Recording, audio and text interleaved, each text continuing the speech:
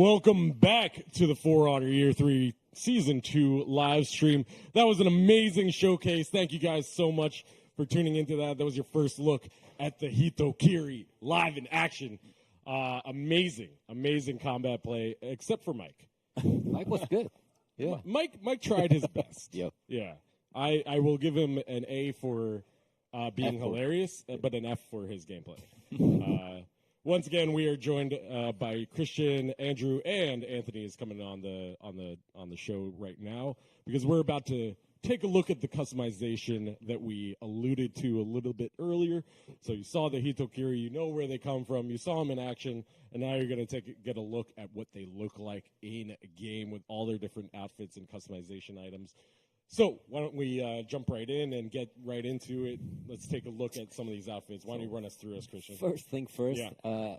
these are this is not the idol of the our heroes. Right. These are the warden type of idol, so that's why they look a bit weird. It's just for to mention that. Just for visualization. Yep.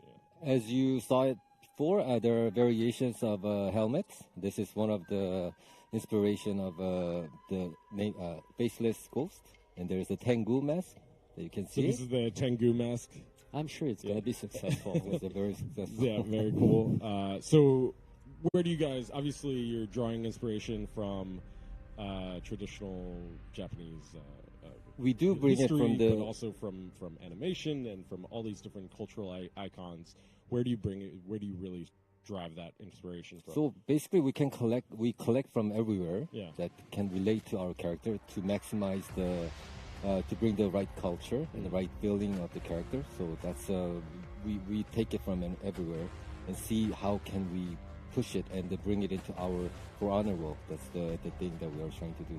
And here we're seeing, taking a look at some of the images that we saw earlier with the Japanese punk rocker there before, and this guy with this really cool, like, almost looks like a Game of Thrones character or something like that from it looks from like Parth. The guy over there looks like a parcel, really well packed, you know, with the it's one who has all the laces, the rope. But these ones, we were trying also to give different flavors, you know, in the silhouetting. We didn't want to focus also, we didn't want to make these guys in the military guys. Right. Because we had this image where we like to project stuff in our mind, and we had this, imagine the lone cowboy getting into a town, you know, you don't know who he is, but you know bad things are going to happen, but this would be the guy. Yeah, because they're running through the forest, they need to travel light, and they're going from town to town, just killing everything. As soon as they come into the town, you know that death is coming. Yeah, it's a very uncomfortable mask that you saw it. Death is coming, and obviously we see the tattoos on the faces once again with this headgear right here. This is really cool. So what's the process in creating these? Where do you start? It's with the story. Yeah. The story is really the starting point. Then we start talking about, okay, what could be the key elements if we think about an executioner, for example. So we dig into the collective unconscious. I love his funny nose. For sure. That's why it's going to be very successful. His nose is just giant. So we find some keywords, and then we have our character designer who starts sketching stuff. Mm-hmm. On this case, it was Guillaume, and then you know it's like we start bouncing. We have some good leads, and one element brings to another one, and then we try to create. Obviously, it's a collaboration with the whole team coming together and absolutely. Figuring out what's the best way to make this character stand out. Obviously, we see that mask, that standard mask, where there's that lack of emotion, that lack of feeling. You can really feel that death within this character. And it's the really ceremonial, the feeling of it. Another thing that people were kind of asking for it and looking for is the traditional metal of a samurai. So it's up to the point we were using the wooden material for the samurais. But this one actually has a lot of traditional black metal around them.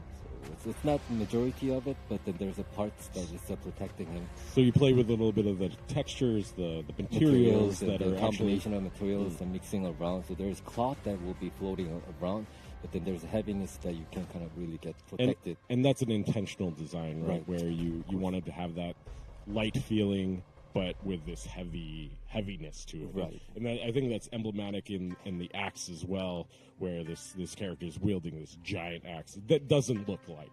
We didn't want to make the character too heavy and Right. also carrying the heavy weapon.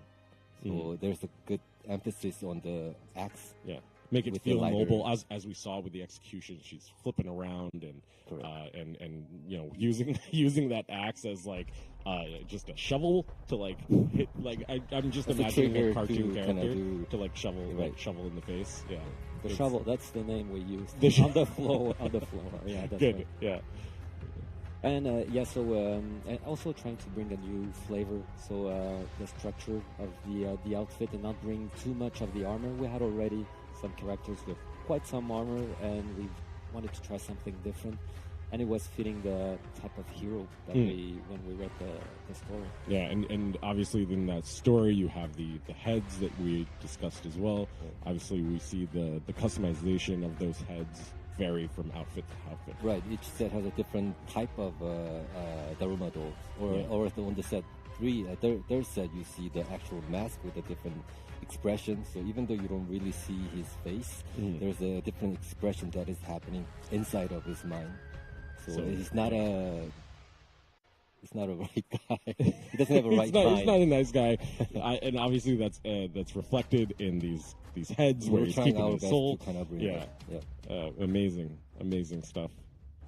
There's no paint patterns right now. They're just blank. Okay. There's not even a color, team color there. But as soon as the player will customize these, there will be the team color, so they will pop out a little bit more. But if you don't want to put any paint pattern, they will look basically like that. They will look just like this, and but then you can customize it a little bit Yeah, further. we're trying to put a lot of attention and effort on bringing something that is like a blank canvas, Yeah. and not forcing different things like the paint pattern, so Right. the player can really play with something. And I just want to touch on this outfit as well.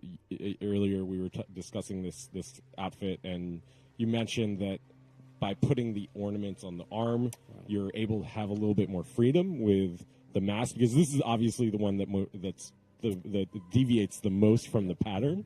So tell us a little bit about the technical challenges of or technical freedoms that you actually have by moving the ornament to the shoulder, to the arm. Something that we couldn't do up to the point we could now start doing it from the Bordiger is since we put the ornament on the side, we have freedom of putting anything, any shape, any size of the helmet with the different silhouette that can create. For this one, he has a very tight armor, and then on top of it, we wanted to have a big helmet, so there's a contrast from far away. You can see a very interesting silhouette that you can kind of create, but we couldn't do it up to the point. So this was opening our options. On Open the design. your options to actually create some really cool looking artwork and head designs like this. Correct. The punk rocker that we've been calling it. I'm sure it has a real name. Very cool. Very cool. All right, well, I think that's about it. Thank you guys so much for showcasing the outfits and the gear that people are going to get their hands on for the Hitokiri.